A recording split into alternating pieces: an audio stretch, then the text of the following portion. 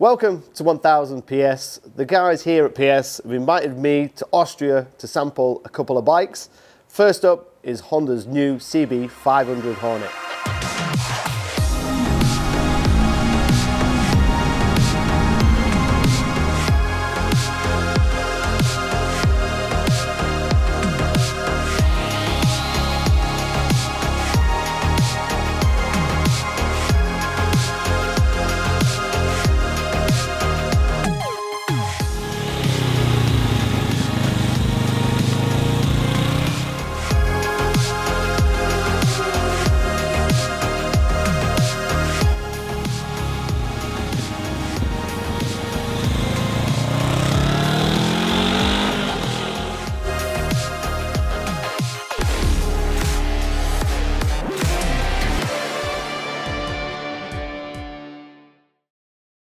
Essentially, what Honda have done is a styling exercise with the new CB500 Hornet.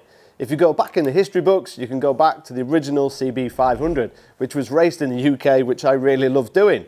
But what they've essentially done is just give it a bit of a tweak for 2024. So we've got new clocks, new styling, and this new aggressive look. For me, it's kind of like the grown-up version in the A2 class. It's really refined, it's really smooth. It's not fast, it's not sporty, it's quite soft, it's quite plush. The electronics are really nice, the ABS works really well, you have the opportunity to switch the traction on and off should you wish to, and the engine isn't peaky and vibey and sporty, it's just nice and drivable. And it's same with the suspension, it feels quite quality, it feels quite plush, and we've got proper Michelin rubber, when in tricky conditions that we've had today here in Austria, have worked perfectly.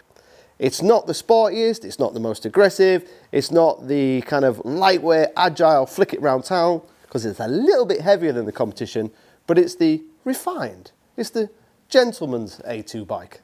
That's the best way to put it. So that's my verdict on Honda's new CB500 Hornet. They've essentially rebadged the old CB500, which was an excellent bike. Couldn't really go wrong, really. But let's see what the rest of my colleagues think about the new Hornet from Honda. Regardless of price and displacement, I have to say this motorcycle is really, how do you describe it best, a real all-rounder. And I don't mean that in a negative way at all, quite the opposite. This bike has hardly any real weaknesses. It's incredibly easy to ride. The parallel twin engine works in a completely unspectacular way, typical Honda behavior. It runs silky smooth even from low revs. The performance is okay, it's not overly powerful, but it fits the overall concept well. What I really like is the braking system. The Hornet is one of the few bikes in this class to feature a dual disc front brake, and it works really well. Even with little hand force, it provides strong deceleration. The gear shifts happen almost by themselves. This gearbox is truly outstanding. Vibrations, as we mentioned earlier, are hardly noticeable. The handling is very nimble, still precise too. The seating position is comfortable, yet a bit sporty, not quite like the Kawasaki, but still very comfortable. You really have to say, this bike is exactly what you expect from Honda, perfectly balanced and refined. From handling to engine performance, it's a bike that pretty much anyone can enjoy.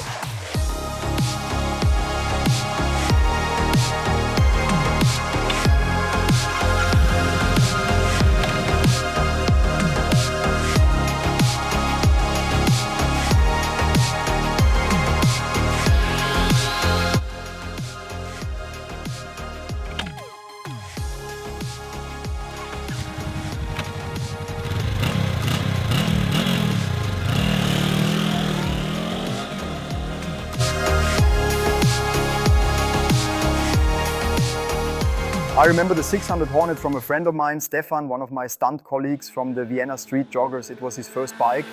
And actually we started doing wheelies with the 600 Hornet. We changed the gearing a bit, 3 more teeth on the rear, 1 less on the front.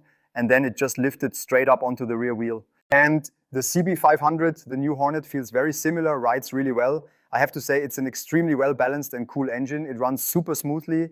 In my opinion, it has an excellent handlebar with a great bend, which really helps when leaning into corners. And honestly, the bike gives you fantastic feedback. In my opinion, it also provides a great sense of security because it runs so smoothly and cleanly. Typical Honda. It holds a perfect line, rides beautifully. And I bet that if you adjusted the gearing a little, you could pull off some really fun tricks with it. Overall, it's a really fine machine. And among the smaller bikes, I have to say this one impressed me the most.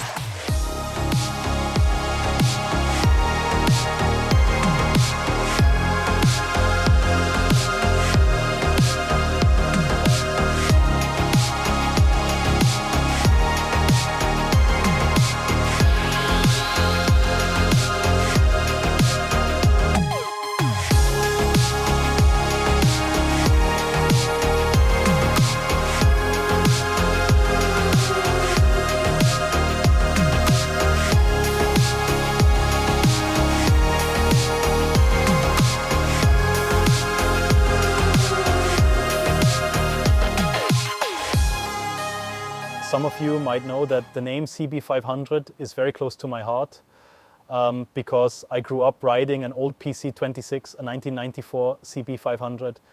And honestly, there are no similarities between the generations anymore, except for one on both bikes. It's worth keeping the revs high because that's where you get the power and performance that really makes it fun. Other than that, the old CB500 I grew up with was basically a wobbly rocking horse. You had to invest quite a bit to make it better. But the new CB500 is a full-grown solid motorcycle. The engine is incredibly user-friendly. You can ride it in 6th gear through town without any issues. Vibrations only really appear at higher revs, so if you ride it casually, it's not a problem. The gearbox feels great and the clutch is unbelievably smooth. At the same time, you notice in urban areas how comfortably it absorbs bumps and uneven surfaces. But what I liked most was that despite this comfort, it remains incredibly stable in corners. It genuinely put a smile on my face under my helmet because I realized you can still have a lot of fun with this bike. Even though it feels a bit less engaging compared to the older one in terms of seating position, it still performs impressively. That means you can have loads of fun with the new 500, now branded as a Hornet. It leans into turns effortlessly, which is a joy.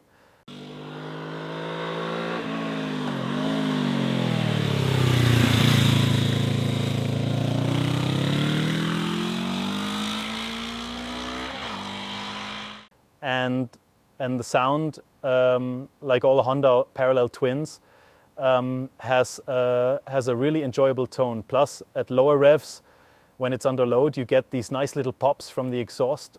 It sounds great without being annoying, and it has an advantage over the competition we tested. It has a dual disc brake setup, which makes braking easier to control. You do need to pull the lever a bit harder for strong braking, but thanks to the twin discs, you have more stopping power in reserve. Physics can't be cheated, and in this case, it's clearly an advantage. What I didn't like as much is how the engine delivers its power. It has good low-end torque, which combined with the nice sound feels great at first. But then it takes a while before you reach the point where it really unleashes its full power. And that's something Kawasaki does better. That's why I think I definitely shorten the gearing a little on the CB500. That would make it even more fun to ride, and honestly, I wouldn't miss the extra top speed. That would be the one modification I'd make.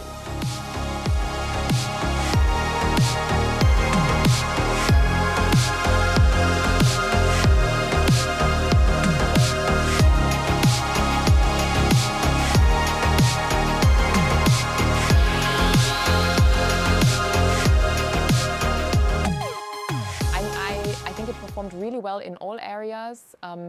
Confident is probably the best word to describe it. It's a very accessible motorcycle and I had no difficulties with it at all. Visually, I also think the 2024 version looks even more modern with a slightly sportier design, which immediately made me excited to give it a proper test ride. To me, it felt like a well-rounded and finely tuned package. I had no issues with the gearbox and I thought the display was great. Everything was easy to read. In terms of handling, of course, if you compare it to a KTM, it's visually less sporty, but I actually felt safer on it. I had the feeling that I was in full control at all times, and nothing about it took me by surprise in a negative way. So overall, in my opinion, it's just a really well-balanced package.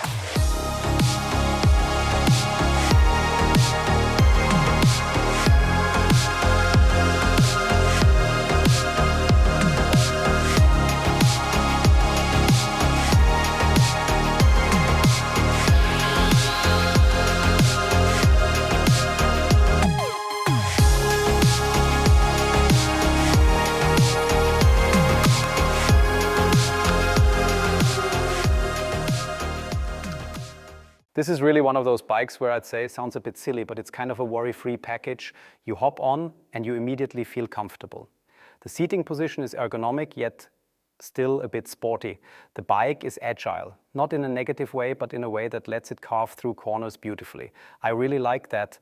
The engine has strong pull, runs smoothly, I think it's seriously great. It's a bike where you really can't go wrong. And the whole debate about whether the Hornet should have a 2-cylinder or a 4-cylinder engine is completely pointless, because at the end of the day it's light and rides well.